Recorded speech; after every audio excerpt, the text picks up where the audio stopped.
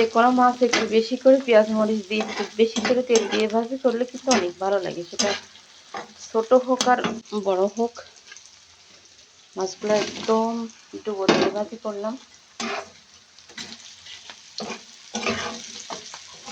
কারোর পছন্দ না, এসে শুধু বুড়ো যারা, আমাকে মতো বুড়ো যারা, তাদের পছন্দ, আর কারণ না।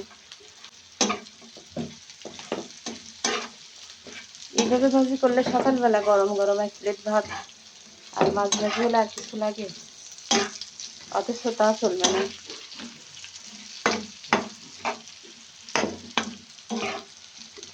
আর এই যে পোড়া মাছ রান্না, টমেটো ধনেপাতা পেঁয়াজ মরিচ দিয়ে।